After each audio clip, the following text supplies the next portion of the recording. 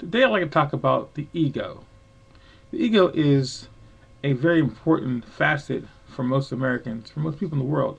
The ego is something that is so important that we strive every day to make sure we appease our ego. The ego gets us up in the morning, has us exercise, has us run out and work, has us drive fancy cars, has us dating beautiful people, earning lots of money, going on lavish vacations, and having beautiful cemetery plots. But in this world, in the world of reality, the ego has no place. Now, let's think about your day. You know, when you're driving down the road and you're going through traffic, you see people, they're causing like traffic jams, or someone is speeding and changing lanes. This is all about ego. Because if you were to get rid of your ego, you would always allow someone else space to get in front of you. If you got rid of your ego, you would always understand that if you need to get somewhere sooner, you just simply take more time to get there. You leave earlier. Okay? Also, what it means is when it comes to your ego, you don't have to worry about what you look like, or is your opinion popular, or are you saying the right thing, or are you going to the right place, driving the right car, dating the right person, doing the right kind of job. You are doing things based on your own self-worth, but you're not letting fear drive you. Now, how does fear interfere with the ego, or how does fear come into play with the ego? It means that, say for example, you're in your car and you're driving down the road, going to work or going somewhere, and you're listening to one of your favorite songs on the radio, and you're singing along the song on the radio. But all of a sudden, you look over and you see someone in the next car looking at you. And you're thinking, oh, wow, I shouldn't be singing because they might, see me singing or hear me singing. Well, realize it's your ego. Because the person in the other car cannot hear you singing if your window is not down. And also, this is your space. So why can't you enjoy being in your car, singing your song, having fun? You're worrying about someone else's opinion of you. You see, the ego is always concerned about self based on other people's opinion. Think about it. If you leave the house and you are dressed a certain way, your hair is a certain way, and you think to yourself, how do I look? You're not talking about how to look to myself, because if a person is by themselves in a room, who cares about what other people may think, because no one else is there? If you can look into the mirror in a room and you're by yourself and you don't like what you see, you have some kind of problem with what you see, then what you're saying is that you don't love yourself. And whatever the problem may be, you're not really saying that you don't like it, you're saying that someone else might not like it. Your hair, you need a haircut, or you have a little something in your tooth. I don't care what it would be. But if it disturbs you, then what you're saying is that I don't want someone else to see this. I don't accept myself for who I am. And the opinion of other people matters more than my opinion of myself. Now, you don't have to have an attitude that you are perfect, because no one is. But the point is, you have to love yourself for who you are and let your ego be pushed aside. So when you're in the car and you're listening to your favorite song, you're singing along, sing to your heart's content. Enjoy that time. That is your time to be alone with yourself and enjoy your surroundings. Don't worry about someone else looking at you. That's their problem. They can't hear you sing. If they could hear you sing, it doesn't make any difference. We all sing. It seems funny to me that people are so concerned about ego, but they don't really try to look at themselves as being just like everyone else. You ever been driving on the road and you see somebody, like maybe in a car, and they're digging up their nose, and you say, oh man, this guy's digging up his nose.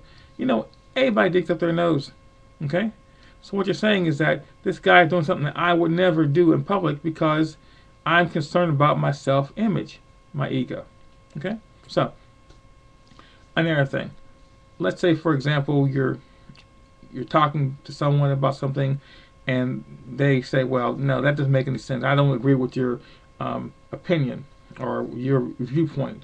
or your point of view on a specific matter, and you say, oh, yeah, maybe you're right. Again, your ego. If you speak the truth, it doesn't matter if it's popular or not. It's the truth that you know. If you like a certain politician, or you like a certain type of food, or a certain kind of people, whatever it is, you don't have to go backward because what you say is not popular. Your ego should get out of the way. Now, one thing that you should really strive to do when you go out, this is a good exercise that I do all the time. Try to go out into the world and view the world in a way that you don't affect it. What I mean is, when you go into a room, when you go into a store, you go into a building, try to go in and not influence anything.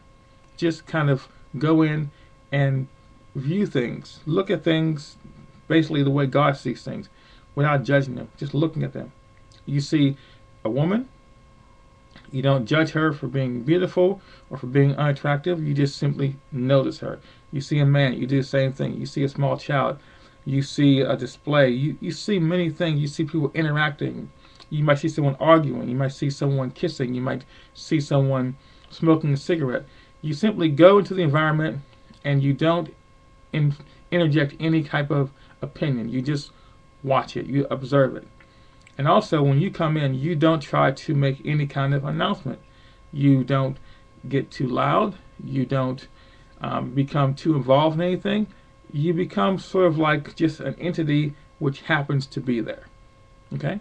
So what happens is, when you do this, you'll notice that people will just treat you like a person. They won't be rude. They won't be too friendly, but they'll just look at you as a person, and you react the same way. And as you look around, you start to notice that you're not worrying about what you look like. How do I look? How's my hair? Or am I too fat? You're looking in the mirror. No, you're just kind of becoming part of the environment, and you're noticing everything else, but not trying to influence it. Now, as you do this, you'll start to really see that you really don't matter to the rest of the world. Your particular look, or your dress, or your viewpoints, or anything, they really don't matter. And they never really should.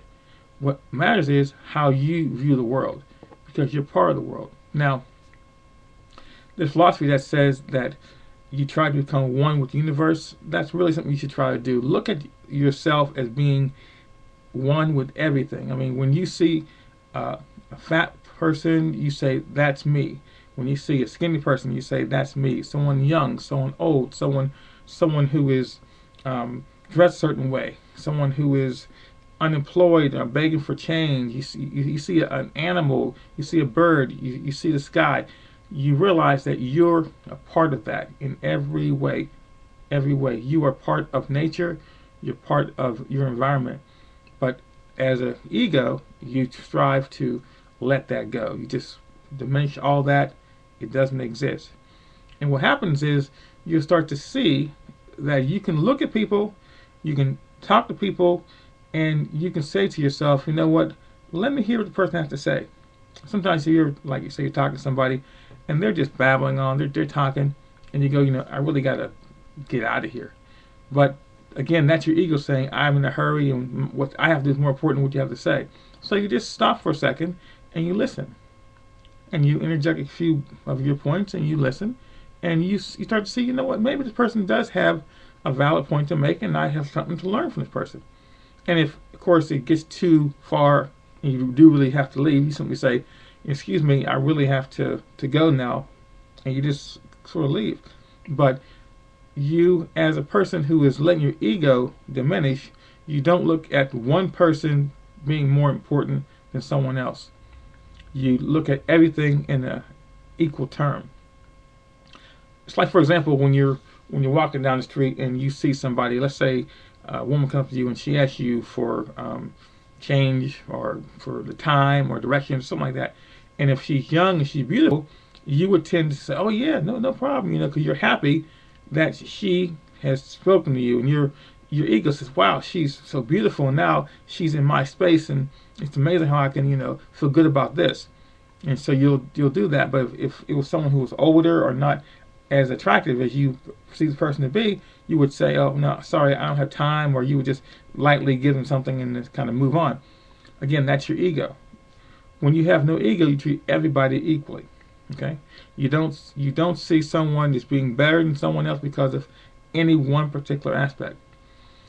If you make some things beautiful, then you, by virtue of that, makes other things ugly. If you hate one thing, then you're going to love something else.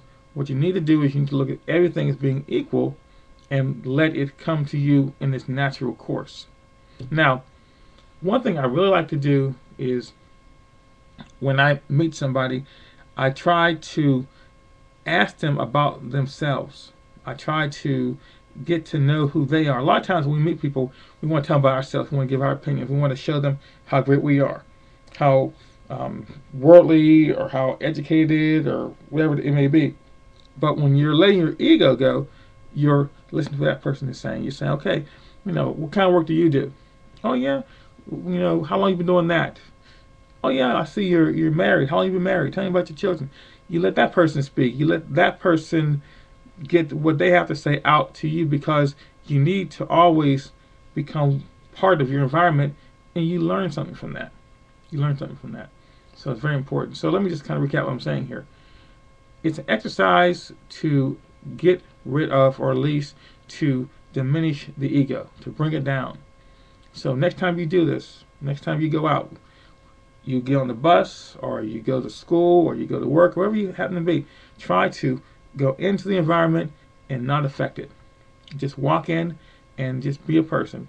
Don't be jovial. Don't be sad. Don't do anything that's going to draw attention to yourself. Just observe everything around you and react to it.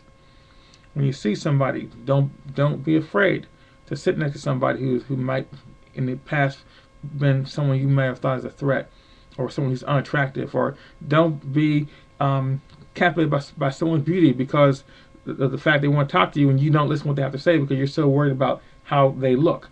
Just look at everybody as an equal entity and see yourself in everything. See yourself in the old person, the young person, the beautiful, and the unattractive. It's all about being aware of nature and letting your ego go away. So this is really, really something that you should strive to do, and I hope you do it.